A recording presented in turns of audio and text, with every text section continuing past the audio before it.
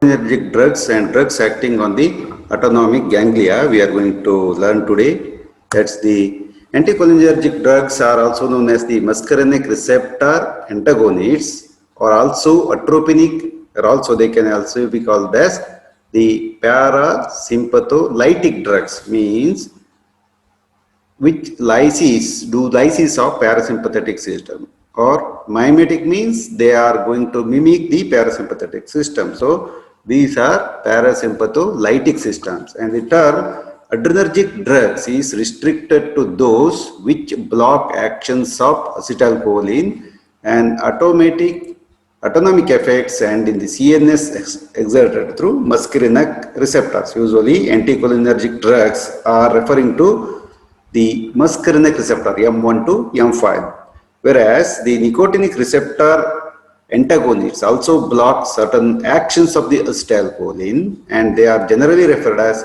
the ganglionic blockers or neuromuscular blockers. So the ones which act on M1 to M5 type of the receptors are called as the anticholinergic and this the drugs which are acting on NN and NM are known as the ganglionic blockers or the neuromuscular blockers. And the atropine is the prototype, means the universal drug for the category example and is highly selective for muscarinic receptors. But some of its synthetic substitutes do possess significant nicotinic blocking property. So the atropine sulfate or atropine is very specific for blocking muscarinic receptor but not on the nicotinic receptor. But its congeners are also acting on the nicotinic receptors. So all cholinergics are competitive antagonists, means as the concentration of the agonist is increasing, the effect of the antagonist is reversed, let's say in a competitive manner. And the classification of these drugs are like this. The first one is the natural alkaloids obtained from the plants, just like the atropine, and another thing is the hyoscine. Both are, it's also known as scopolamine. Hyoscine is also known as scopolamine. And second one is the semi-synthetic derivatives. So these are hometropine, atropine methone nitrate, then hyoscine butyl bromide, ipratropium bromide, and tiotropium bromide. So these are semi-synthetic derivatives. Whereas the totally synthetic compounds are the mydriatics, means which cause the pupillary dilatation, just like the example is cyclopentolate and tropicamide. Both of these are the examples. Whereas the anti-secretory agents or antispasmodics or which reduce the spasm of the intestine are called as the antispasmodic drugs. Once again, they are classified into two categories. One is quaternary compounds and another one is the tertiary amines. So quaternary compounds are propanthelin, oxypenonium, pledinium, and also the few of the drugs like pipenzolate methyl bromide, isopropamide, glycopyrrolate. So these are the example. So you can remember these drugs. And tertiary amines are the dicyclamine and valethamate, bromide and pyrenzepine. These are all the tertiary amines. So the classification: natural alkaloids, semi-synthetic derivatives, synthetic, and under synthetic, once again the quaternary ammonium compounds and the tertiary amines. And some of the drugs are especially vasoselective, very specifically used for the vascular system, like oxybutynin, flavoxylase and tolterodine. So all these are vasoselective. And anti-Parkinson disease or anti-Parkinsonian drugs. These drugs are like trihexyphenidyl, it's also known as benzohexol, and procridine or the biperidine. Already trade names are also available for this anti-Parkinson disease. And most of the natural alkaloids are found in the plants, the Solanaceae family. Solanaceae is a very huge family of the plant, and most of the Solanaceae do contain the atropine in their fruits. The levoisomers are more active than the dextroisomers. The chemistry, atropine is a racemic while scopolamine is L-hyoscine. So this is the chemical structure in very brief. Then pharmacological action of this atropine is what you call as, it's a prototypic drugs, means it's a proto means unique example for the category. So let us know what are all the effect of this prototypic drug on the different systems of the body.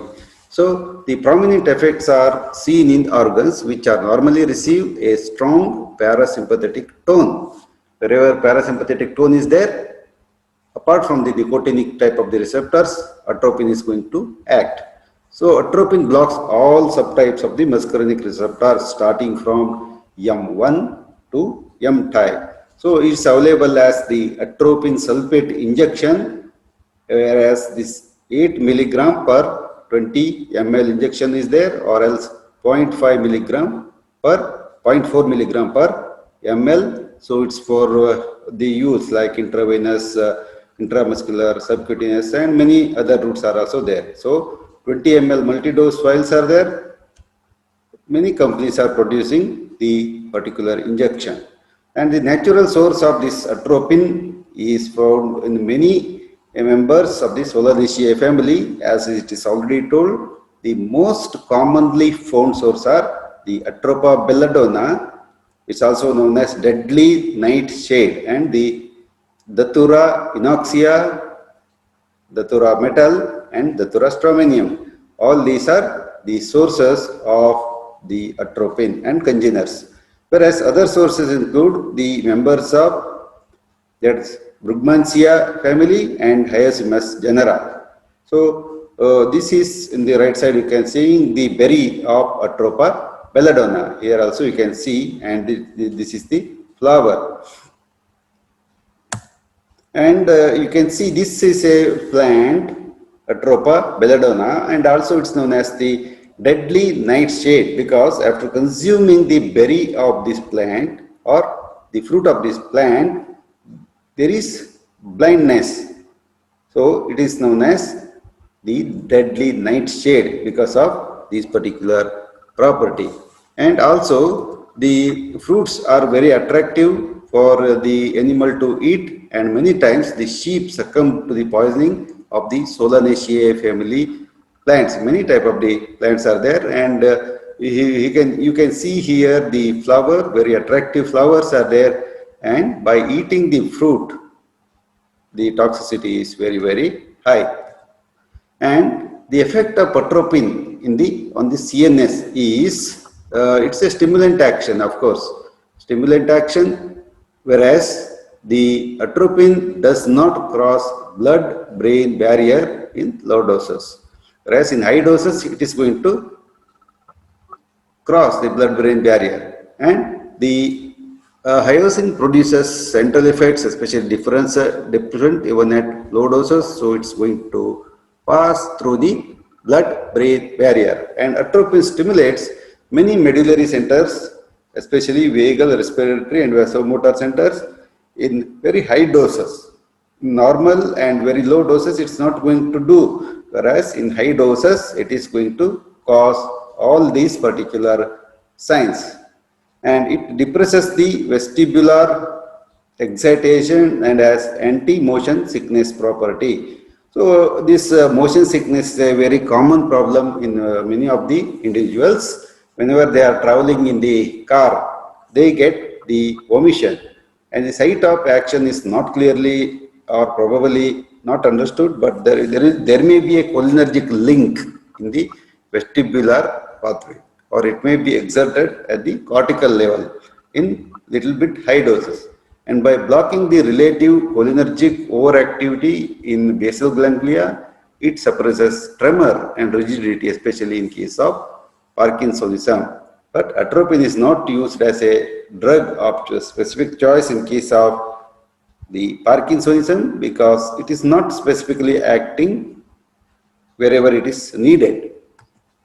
And here you can see that the motion sickness while a person is traveling in a bus or car, he may vomit. So, especially in AC buses, they are giving a special bag for vomition, and this is known as the motion sickness. So, to avoid the motion sickness, the atropine and its congeners are administered. And of course, the motion sickness, especially or the sea sickness, it's also known as. And in this situation, the vestibular apparatus in the auditory, then it is affected. Hence, the motion sickness occurs, and many times the drugs like the hyoscine and then the atropine and its derivatives like propanthelin and many drugs are used to treat the motion sickness. Yes, of course, the motion sickness is one of the common problem because the in the higher centers in the brain are affected and going to cause the omission, severe omission, or sometimes dizziness, giddiness, so many other things are there. So, high doses cause cortical excitation, especially if you administer atropine, high doses, restlessness, disorientation, hallucination, and the delirium. Because if you administer the atropine sulfate in higher doses, then it's going to cause all this type of the central nervous system activity. So, majority of the central actions are due to the blockade of muscarinic receptor in brain. But some actions may have a different basis also, little bit complicated action. On the cardiovascular system, on the heart, so the most prominent effect of atropine on the heart is tachycardia because it is due to the blockade of M2 type of the receptor on different sides of the heart, maybe including SA node and also which vagal tone decreases the heart rate, and higher the existing vagal tone or which leading to more marked in the tachycardia, especially maximum in young adults and especially it is less in the elderly. On IM or subcutaneous injection, transient initial bradycardia is often seen, and the earlier it is believed due to the stimulation of vagal center, especially in the brain, and it is now thought to be caused by blockade of the muscarinic autoreceptor on vagal nerve endings, thereby augmenting acetylcholine release. So these actions, especially on the heart, are interrelated to one and another.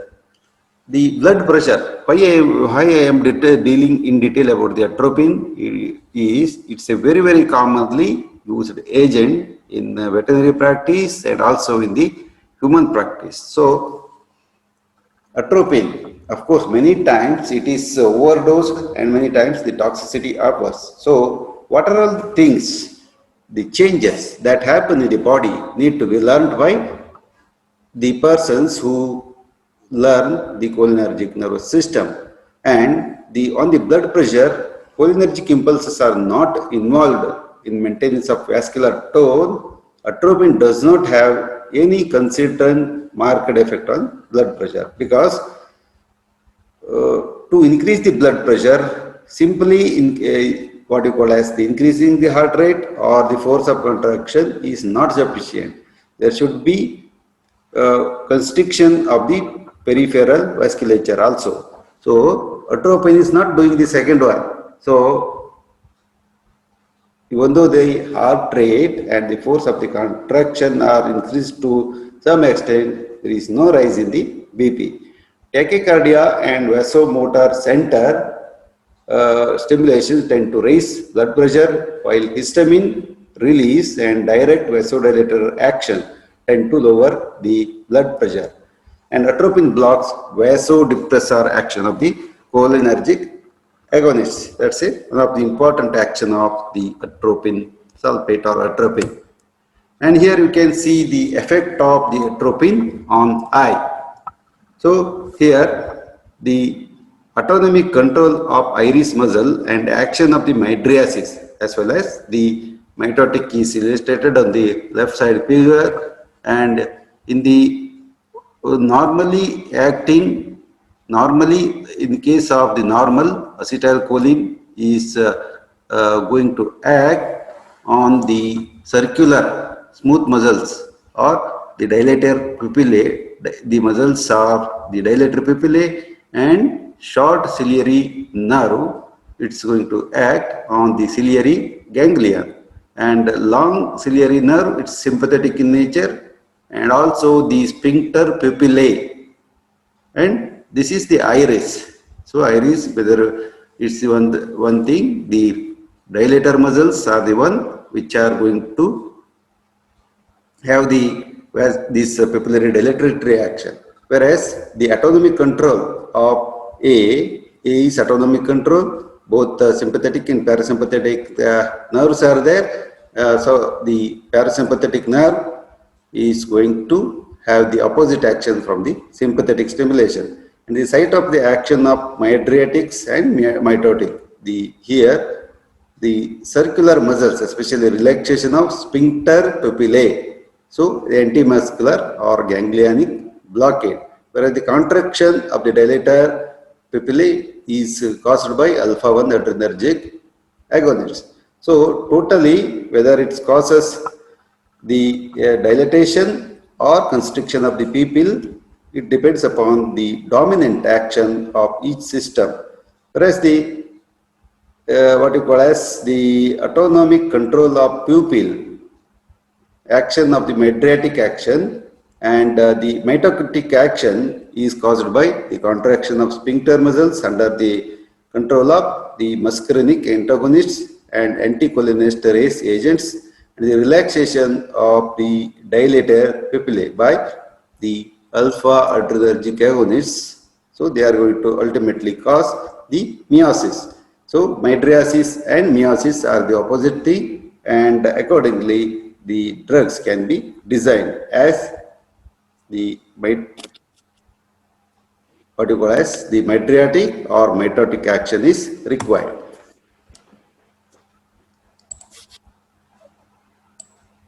Then many times this atropine and the derivatives are used as the topical agents. Many times they are used as the topical agents. Then the thing is, once you have, this is, please remember, this is very important, the action of the atropine. Topical installation of the atropine causes mydriasis, that means the pupillary dilatation, and abolition of light reflex and cyclopegia lasting for 7 to 10 days. Please see here, whenever the atropine is installed on the pupil, then the person should not go in the bright light, because the pupillary dilatation will long last for about 7 to 10 days, and this results in photophobia and blurring up of the nearing vision, because the pupillary dilatation causes blurring up of the near vision, and the ciliary muscles recover somewhat earlier than the sphincter pupillae. The intraocular tension tends to rise, especially in case of the glaucoma. Glaucoma, it's always going to have the adverse effect, especially if you use the atropine sulfate. And the smooth muscles, like all visceral smooth muscles that receive parasympathetic motor innervation, are relaxed by atropine, because they have the M3 type of the receptor, and tone and amplitude of the contractions of stomach and intestine are reduced. The passage of chyme is slowed. Yeah, this is another very what you call as exaggerated side effect of the atropine. That's the severe constipation may occur, and the spasm may be relieved. And however, peristalsis is incompletely suppressed, because it is primarily regulated by the local reflexes in the enteric plexus and other neurotransmitters like 5-HT, enkephalins, and sometimes the noradrenaline also. So the complete suppression of the peristalsis cannot happen, but in higher doses this may happen. And atropine causes the bronchodilation, and especially it is useful especially on the COPD and asthma patient. So what you call as the reduces airway resistance and the COPD and asthma patients. And inflammatory mediators like histamine, prostaglandins, leukotrienes, kinins, they participate in asthma, increase vagal activity in addition to the other direct stimulant actions. Direct stimulant actions. Then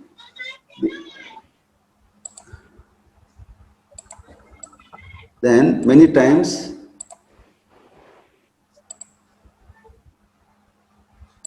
the action is atropine attenuates their action by antagonizing the vagal component, and atropine has relaxant action on ureter and urinary bladder. Urinary retention can occur in old males with prostatic hypertrophy if you administer the atropine sulfate. However, the relaxation effect can be beneficial for increasing bladder capacity and controlling detrusor hyperreflexia in neurogenic bladder or anuresis, neurogenic bladder. Especially in diabetic patients, this is going to happen. Neurogenic bladder means the person has lost the control over the bladder. And the relaxation of biliary tract is less marked and effect on uterus is minimal.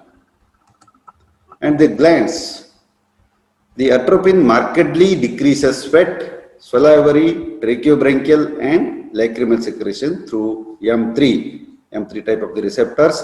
So all the glands do have what you call as the anti-secretory action, and skins and eye become very dry. Then talking and swallowing may be very difficult in case of the atropine overdose. And atropine decreases secretion of acid, pepsin and mucus in the stomach. But the relatively higher doses are needed, and atropine is less effective than H2 blockers in reducing the secretion. And the intestinal and pancreatic secretions are not significantly reduced. And also the bile production is not under cholinergic control, and it is not affected because it is under the control of adrenergic nervous system.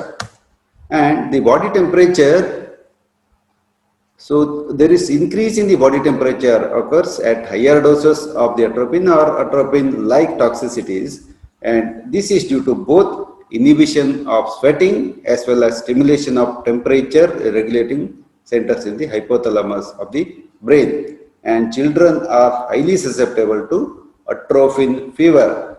So atropine fever is occurring in case of the overdose of the atropine or the atropine toxicity. And the local anesthetic effect is also attributed to atropine, and it has got the mild anesthetic action on the cornea, but it cannot be used as a main substance, the main drug. Atropine is found to enhance acetylcholine and also norepinephrine from certain postganglionic parasympathetic and sympathetic nerve endings, and thus produce the paradoxical response. So what's a paradoxical fear? When there is no escape route or no way to win, that causes massive activation of the parasympathetic division and loss of control over urination and defecation occurs. And because of this thing, you might have seen that many animals, when they are under fear, they are going to have the defecation more and more and the urination, which is mediated by both sympathetic and parasympathetic nervous system activation. And then another terminology is there, that's the atropine fever. This especially occurs in children or in case of the young animals, because here what happens is the atropine sulfate is going to block all the receptor, especially the secretory receptors, and what you call thermoregulatory and sweating is also decreased. That's why the body temperature is going to rise in atropine poisoning. So this is known as the atropine fever, especially in case of children, and entire face become reddened and blushing happens. That is known as the atropine fever. Whereas the sweat glands, also here you can see that atropine, especially in case of flushed, in case of dry skin occurs, so heat evaporative capacity is going to decrease, and increased blood flow for increasing heat dissipation occurs. Hence, the body temperature is markedly increased, which leads to the atropine fever. And the sensitivity of different organs and tissues to atropine varies and can be graded as the saliva, sweat and bronchial secretions are very much exaggerated when compared to eye, bronchial muscle and heart, which are more sensitive than smooth muscles of the intestine and bladder, and comparatively these are more sensitive when compared to gastric glands and gastric smooth muscles. And the above differences probably reflect the relative dependence of the functions on cholinergic tone or vis-a-vis other influences, and variation in synaptic gaps in different organs. So the synaptic gaps or the ganglionic gap may be synaptic cleft.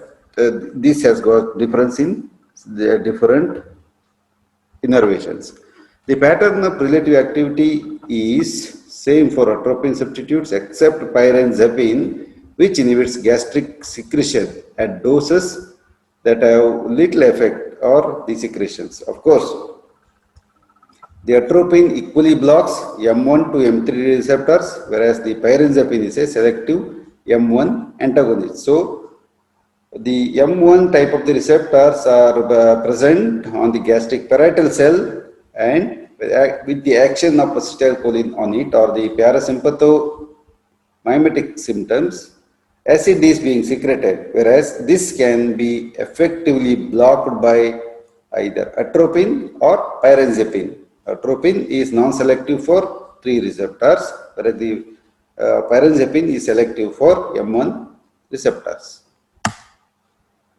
Atropine is more effectively blocks the response to exogenously administered cholinergic drugs than those of the parasympathetic nervous system, and this may be due to the release of acetylcholine very close to receptors by nerves, and that's the involvement of the co-transmitters.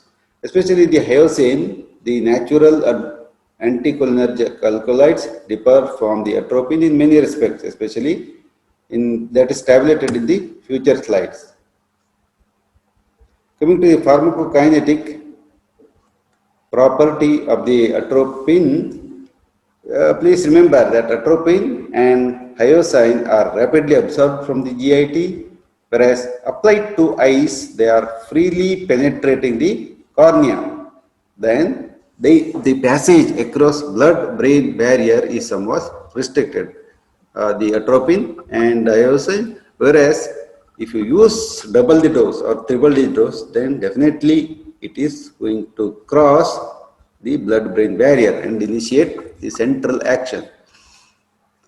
The metabolism is 50% of the atropine is metabolized in the liver and rest is excreted unchanged in the urine. And the half-life of atropine is 3 to 4 hours. It's of course, it's a short half-life. And hyoscine is more completely metabolized and has better blood-brain barrier penetration when compared to the atropine. The dose of the atropine sulfate is 0.6 to 2 milligram per kg IM or IV, whereas children is very less, 10 microgram per kg. So 1 to 2% solution is applicable as topically in case of the eye. And hyoscine hydrobromide, its the dose is 0.3 to 0.5 milligram oral. IM also as transdermal patch can be used. And combination of atropine with other analgesics and antipyretics are banned in government of India because it is causing the many side effects and causing the atropine fever in case of children. Because of these side effects, the combination of atropine with other analgesics and antibiotics are banned in India. And this is a table in which there is a comparative features of atropine and hyoscine are there. And these two drugs are the very prototypic drugs in case of cholinergic antagonists. Source of this atropine sulfate, the very important source is Atropa belladonna and Datura stramonium. Whereas the hyoscine, the chief source is Hyoscyamus niger. Whereas the alkaloid later ester of the tropic with the tropic acid with tropane, they are known as the tropane alkaloids. Whereas the scopine is the base for hyoscine. The central nervous effects at low dose or high dose is the excitation, especially the excitation in case of cerebral nervous system due to the atropine, and low dose mild excitation, high dose the more excitation, whereas it is depression in case of the hyoscine because the hyoscine induces fatigue, drowsiness and rapid eye movement, sleep, normal to rapid eye movement, sleep, and the excitation in very high dose. The anticholinergic property is the atropine is more potent on heart, bronchial muscle and on the intestine, whereas it is more potent on eye and secretory glands, especially the hyoscine. The duration of action of the atropine sulfate is having the long duration, whereas the hyoscine is having shorter duration. The anti-motion sickness property of atropine is less when compared to the hyoscine. So hyoscine is a drug of choice for the motion sickness. And atropine substitutes, there are varieties of the atropine substitutes are there. Then many semi-synthetic derivatives of belladonna alkaloids and a large number of synthetic compounds have been introduced with the aim of producing more selective action on certain functions. So atropine sulfate is the one which is going to block all the type of the receptors starting from the M1 to M5. So many agents like pyrazine are developed so that it is going to act on these M1 type of the receptors, or specifically if we want to block M2, M3 like that, the specific compounds have been developed from the natural alkaloids, but some recent ones are appearing very promising, synthetic also. And a few of them are the quaternary ammonium quaternary compounds, and these have certain common feature like incomplete oral absorption. Most of the quaternary ammonium compounds do very less absorption from the site of action, especially in the oral route, and the poor penetration in the brain and eye because of this quaternary nature. And central and ocular effects are not seen after parenteral or oral administration. And elimination is generally slow. Majority are longer acting than the atropine. And these have higher nicotinic type of the blocking activity, especially the quaternary compounds, whereas the atropine is not having the specific nicotinic blocking activity. And some ganglionic blockade may occur at the clinical doses. And another side effect of these agents is the postural hypotension. The postural hypotension is a type of the hypotension depending upon the posture. If the person lies down, then the blood pressure may be decreased when he is standing. That's known as the postural hypotension. At high doses, some degree neuromuscular blockade may also occur in very high doses.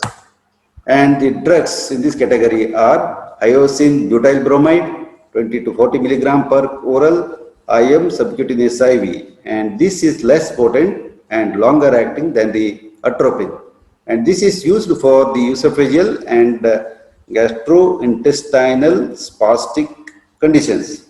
It is available in the very popular trade name known as the Buscopan 10 milligram tablets.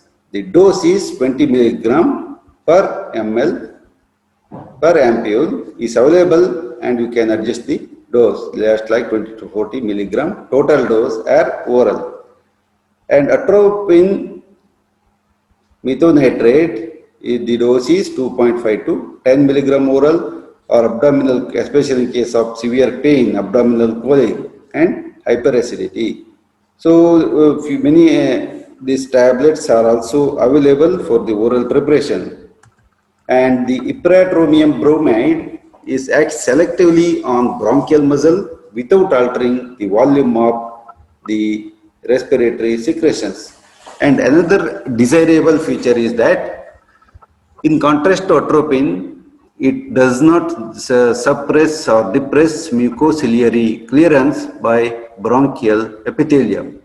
Then it has a gradual onset and late peak of the bronchodilator effect in comparison to inhaled sympathomimetics. And the dose is 40 to 80 microgram by inhalation route. Please see that the ipratropium bromide is administered only through inhalation route, and action is 4 to 6 hours.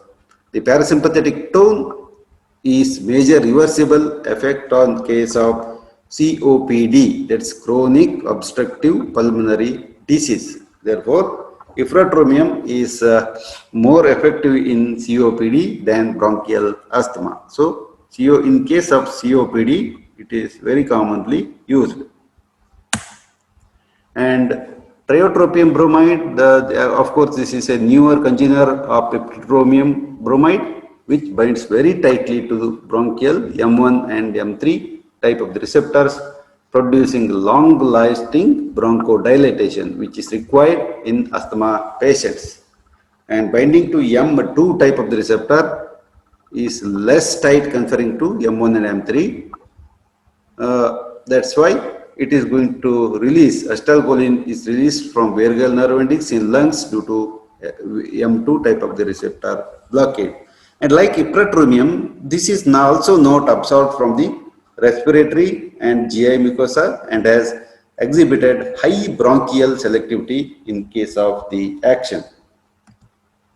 Then the few of the other compounds are the propanthelin.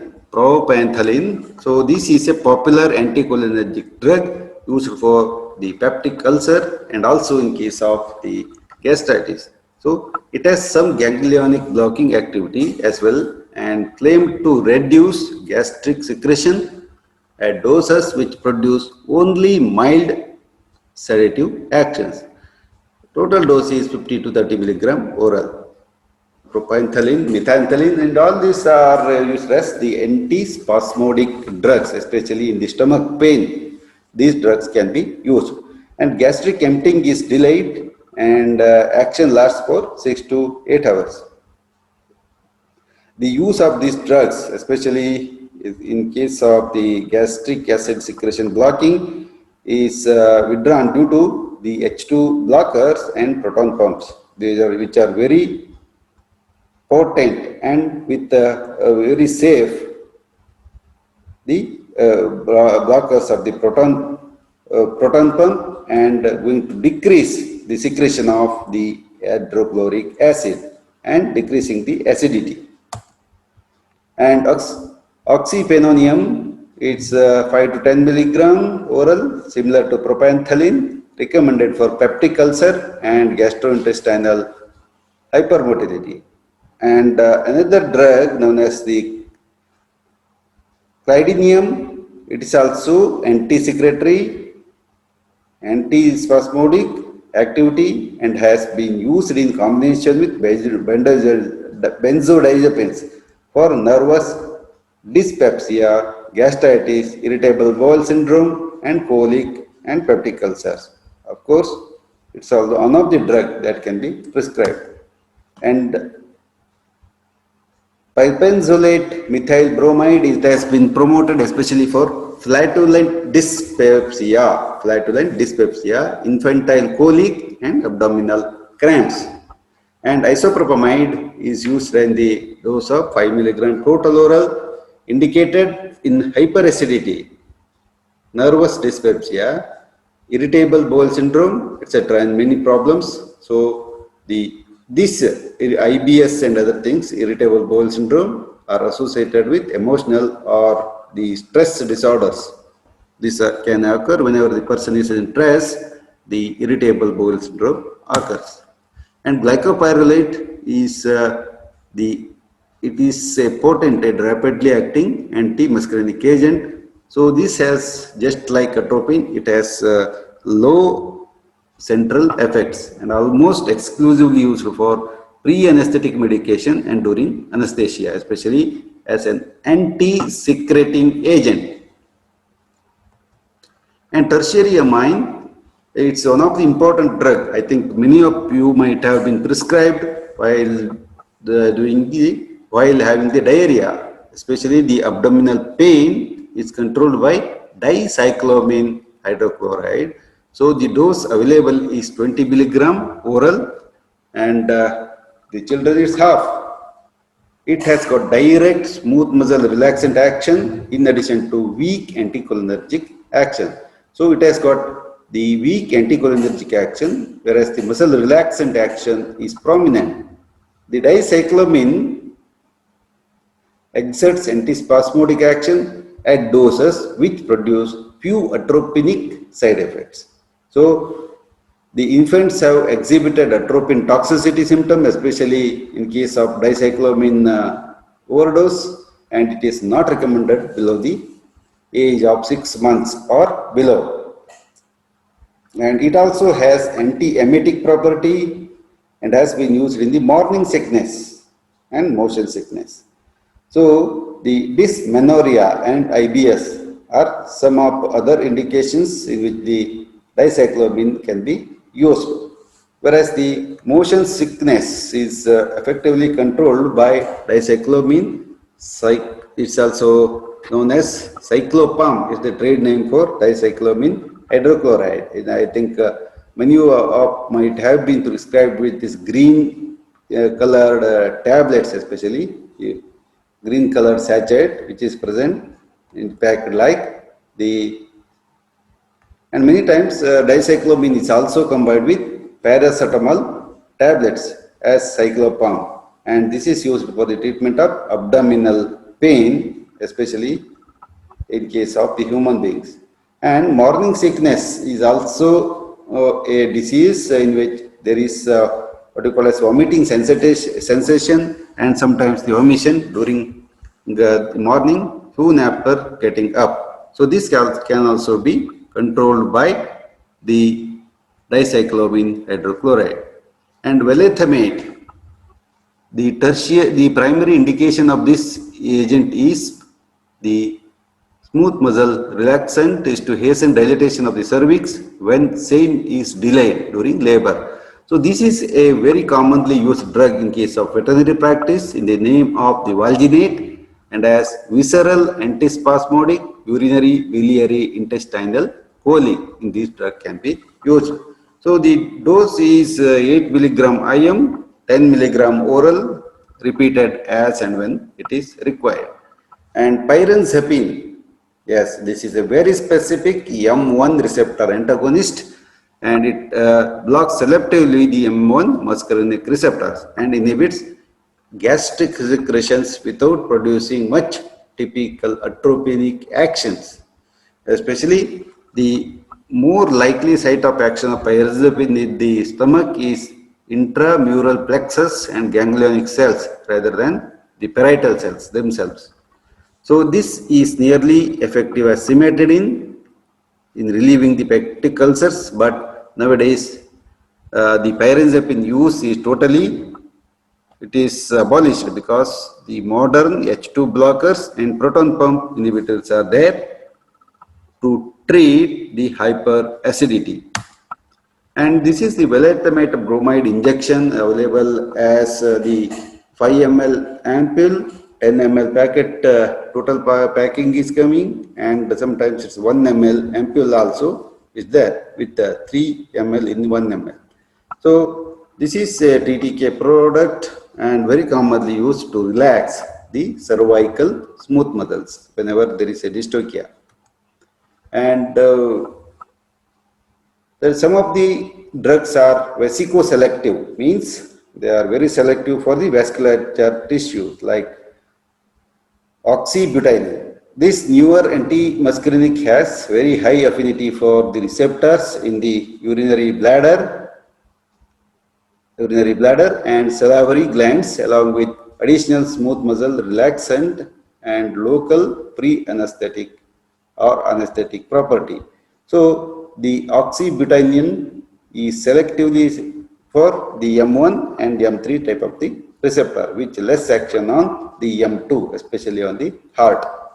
And the another drug known as the tolterodine is selectively M3 receptor antagonist, has preferential action on the urinary bladder and less likely to cause dryness of the mouth and other anticholinergic effect. So very common side effect of anticholinergic effect agents is the dry mouth, and the secretion of all the glands will be totally reduced.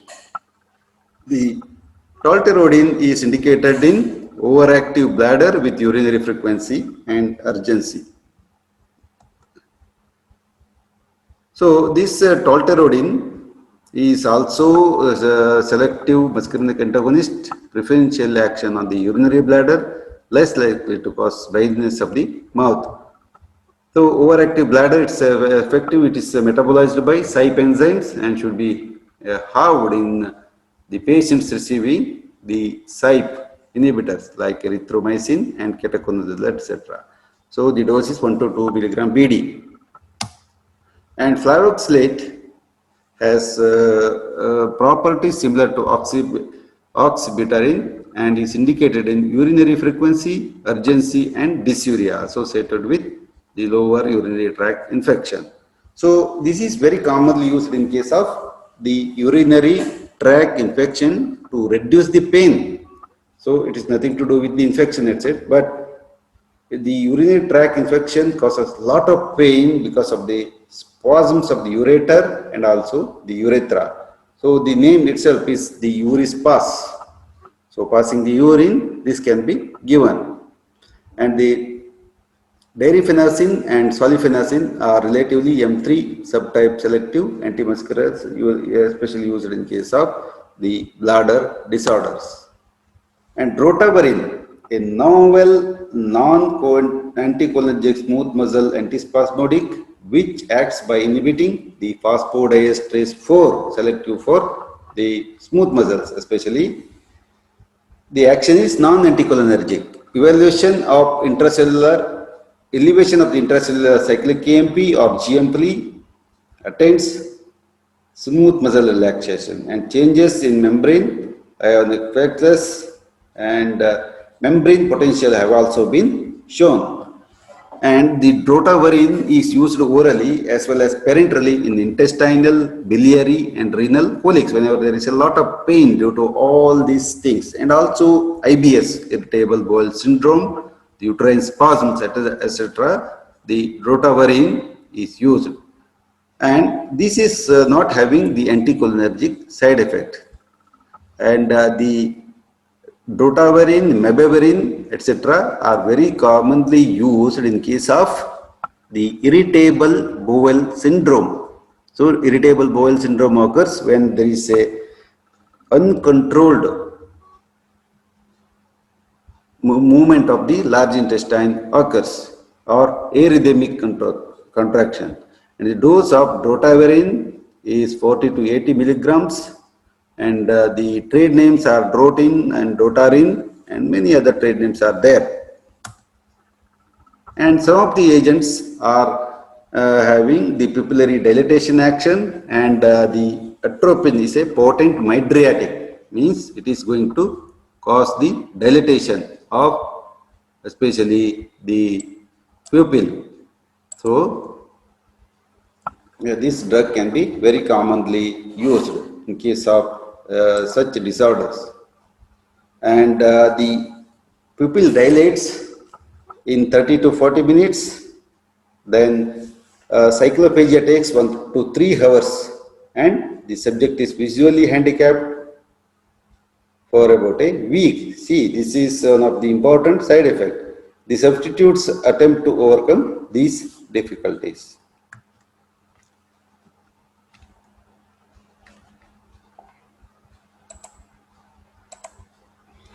And hometropine is 10 times less potent than the atropine. It's instilled in the eye, and especially it causes the mydriasis 1 to 3 days.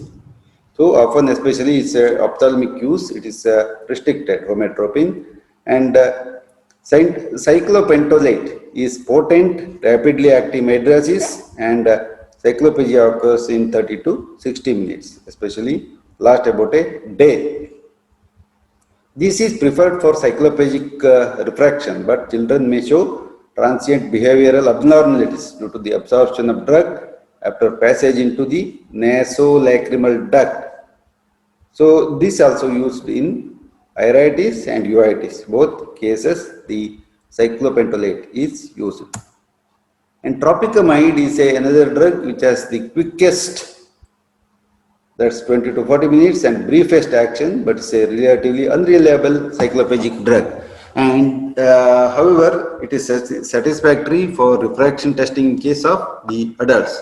And the mydriasis many times end up with the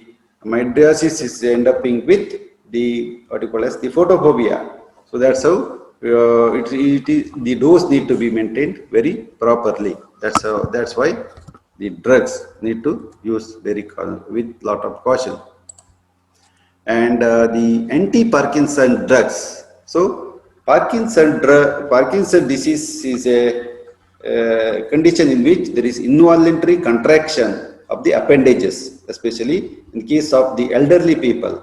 So other than this, Alzheimer's disease is the one in which there is loss of memory will be seen, whereas the Parkinson's, there is continuous twitching up of the muscles. And so the anti-Parkinson drugs are used as the anti-secretory drug, pre-anesthetic medication when irritant general anesthetics, ether, etc. are used. Prior administration of anticholinergic like atropine, iosine, or glycopyrrolate, and all other drugs are used to increase to check the increase in salivary and tracheobronchial secretions. Whereas the current use of non-irritating anesthetic like halothane, the requirement has been it is decreased. And atropinic drugs also prevent the laryngospasm, not by the action of the laryngeal muscle, which are the skeletal muscles, but by reducing respiratory secretions that reflectively predispose laryngospasm. And the vasovagal attack, including the anesthesia, can also be prevented. And peptic ulcers, of course, the peptic ulcers were treated earlier with that of the anticholinergic drugs, but because nowadays the very specific proton pump inhibitors are there, then now they are slowly being replaced, and atropinic drug decrease gastric secretion, both the fasting and urogenic phase, but little effect on the gastric phase, and offer symptomatic relief in the people with ulcers, people with peptic ulcers. And though the effective doses always produce side effects, and they have now been totally replaced by the H2 receptor blockers and proton pump inhibitors like pantoprazole, omeprazole, rabeprazole, and the many more agents. And pulmonary embolism, these drugs benefit by reducing pulmonary secretions evoked by the embolism. And also these drugs are used to check excessive sweating or salivation. In certain persons with the Parkinson's disease, all these clinical signs are seen.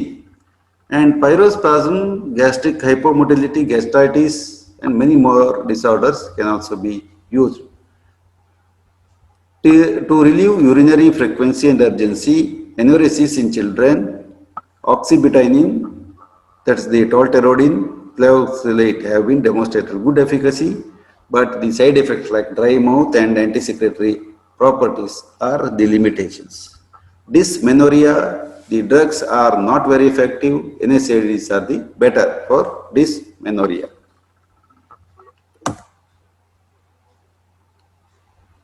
In case of bronchial asthma, asthmatic bronchitis and chronic obstructive pulmonary disorders, the anticholinergic drugs are also used, with especially the reflex vagal activity is an important factor in causing bronchoconstriction and increased secretion in case of the bronchial obstruction, and also the lesser extent bronchial asthma. And orally administered atropinic drugs are, most of them are the bronchodilators, but less effective than the adrenergic drug. Just like your salbutamol, terbutaline, etc., they are very potent and very specific for the trachea, and they dry up secretion in the respiratory tract and may lead to the inspissation of and plugging up of the bronchioles, resulting in alveolar collapse and predisposition due to the infection. The mucociliary clearance is also impaired, and the inhaled ipratropium bromide has been found to be very specifically effective in asthmatic bronchitis, COPD, though it is less in bronchial asthma. So, especially these drugs nowadays are not commonly used as the very specific agent like the beta-2 adrenergic antagonists are used nowadays. And given by the aerosol, neither decreases the respiratory secretions nor impairs the mucociliary clearance.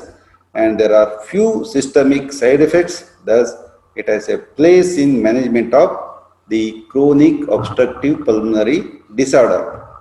So this is time course action makes it more suitable for regular prophylactic use rather than the control of the acute attacks of the COPD.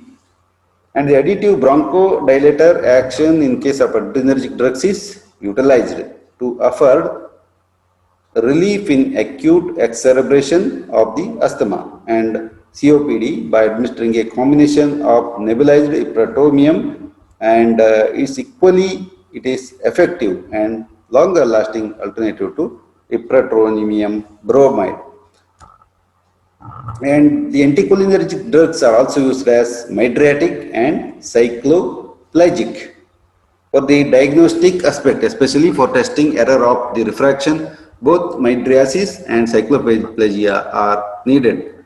So the tropicamide having better action and has now largely replaced the hometropin for this purpose. And these drugs do not cause sufficient cycloplegia in case of children and are more potent agents like atropine or hyoscine have been used. So atropine ointment is also applied over 24 hours and 2 hours before it is often prepared for children below 5 years. And cyclopentolate drops are alternative to facilitate the fundoscopy. Only mydriasis is needed, fundoscopy, and a short acting antimuscarinic may be used. But the phenylephrine is preferred, especially in the elderly, for the fear of precipitating or aggravating the glaucoma, because most of the anticholinergic drugs are the one which are once again going to increase the intraocular pressure and not indicated. And the combination of phenylephrine plus topicamide drops is frequently used in case of the glaucoma is concerned. And therapeutics uses these agents are used as a mydriatic and cycloplegic, especially they are used as the local anodyne or the pain relieving action on the cornea. Atropine is a very valuable treatment of iritis, iridocyclitis, choroiditis, keratinitis and corneal ulcer. And atropine gives rest to intraocular muscles and cuts down their painful spasm. And atropinic drugs altered with a meiotic prevent adhesions between the iris and lens or iris and cornea, and may even break them if already they are formed. So one need to have lot of careful while administering these particular drugs. And sometimes the clinical use is also a cardiac vagolytic. Atropine is useful for counteracting the sinus bradycardia and the partial heart block in selected patients where there is increased vagal tone is responsible. Otherwise, it is not useful. In case of certain myocardial infarction and digitalis toxicity, it is used. However, cardiac arrhythmias or ischemia may be precipitated in certain cases. So, need to be careful while treating such disorders with the cholinergic receptor antagonists like atropine and the congeners. The central action, especially in case of the Parkinson, so central anticholinergics are less effective than the levodopa. So they are used in mild cases in drug-induced extrapyramidal syndrome and adjuvant to levodopa. Motion sickness, of course, it's one of the common disorder in case of the humans whenever they are traveling and climbing in the ghat section. So there will be severe omission and dizziness. And the hyoscine is one of the most effective drug for motion sickness. Hyoscine. Please remember this particular drug. If you are traveling in the next times, please keep such tablets, but see although the side effect. And it is particularly valuable in highly susceptible individuals for the vigorous motion. So the drug should be given prophylactically, 0.2 milligram oral, because administration after symptoms have set in less effective, action lasts for 4 to 6 hours, and a transdermal preparation applied behind the pinna 4 hours before the journey has been shown to protect for 3 days. So this is also an important aspect of the therapeutic aspect of the anticholinergic drugs. But dry mouth and sedation can occur. When the driving is risky because there is a chance that pupillary dilatation, and dicyclomine is another anticholinergic used for the motion sickness, and these drugs are not effective in other type of the vomiting, just like the gastritis vomiting and centrally mediated vomiting are not controlled by the hyoscine or dicyclomine. And hyoscine was used to produce sedation and amnesia, and during the what you call as the labor, or the it's known as the twilight sleep, and to control the menical status. So it has earned a reputation as a lie detector. Please see that this hyoscine is used in the case of lie detector during the World War II, and its amnesic depression action was believed to put subject off guard in the face of sustained interrogation of especially the prisoners, and sleep deprivation, so that come into with the truth, so that the person can come with truth. So this is one of the way of indirectly torturing the patients or the prisoners for telling the truth. And certain drugs to antagonize muscarinic effects of the drugs and poisonous drugs. Atropine is the specific antidote for anticholinesterase and early mushroom poisoning. Already we have dealt this thing. And atropine and glycopyrrolate is also given to block muscarinic actions of neostigmine used for the myasthenia gravis. Please remember Mr. Amitabh Bachchan was suffered from myasthenia gravis, which is a disease in which the antibodies have been developed to the nicotinic type of the receptors in the muscles, skeletal muscles, and decuration or the cobra invention.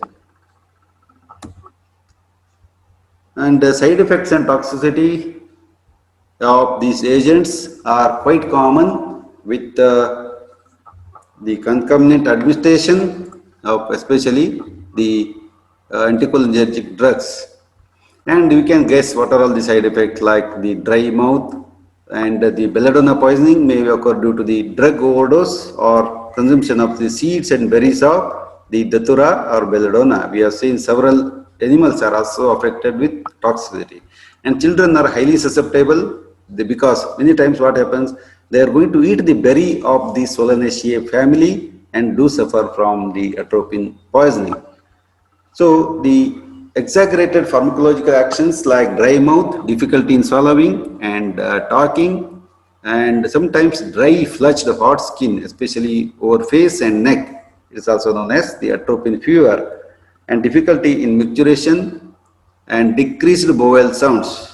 A scarlet rash may also appear on the face, and dilated pupil, photophobia, blurring of near vision and palpitation, excitation, psychotic behavior, ataxia, delirium, and dreadful visual hallucinations are seen, especially in case of the humans, and also it's very commonly causing toxicity in case of the sheep and goat. And hypotension, weak and rapid pulse, and cardiovascular collapse with respiratory depression is also seen. And convulsions, coma, and death occurs only in severe poisoning, or else the death is not a near future.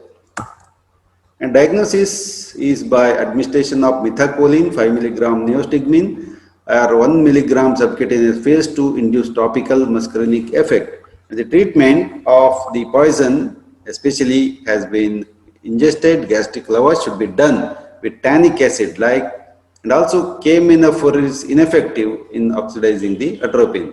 And the patient should be kept in a dark quiet room. Cold spanning ice bags are applied to reduce the body temperature, and because it is going to cause the atropine fever. And the physostigmine 1 to 3 milligram subcutaneous IV antagonize both central and peripheral effects, but has been found to produce hypotension and arrhythmias because it's going to act on the heart. As such, its utility is controversial. Neostigmine does not antagonize the central effect, and other general measures, especially the maintenance of blood volume, assisted respiration, diazepam to control the convulsions, and appropriate steps to measure all the dehydration, etc., need to be taken. And the contraindications are the atropinic drugs are absolutely contraindicated in individual with narrow, that's iridocorneal angle, and may precipitate acute congestive glaucoma. So, however, marked rise in the intraocular tension is rare in case of patients with wide angle glaucoma. So, the caution is advocated in elderly males and prostatic tumors, as already it is told. And the drug interaction are many, like the levodopa, it should not be administered. On the other hand, the digoxin and tetracycline absorption may be increased due to longer transit time of the GIT. And antacids interfere with the absorption of the atropine and the anticholinergic drugs. Antihistaminics, tricyclic antihistamines, phenothiazines, etc., they have the anticholinergic property, and additive side effects occur with atropinic drugs. And monoamine oxidase inhibitors the metabolism of anticholinergic and anti-Parkinson disease, and delirium may also occur.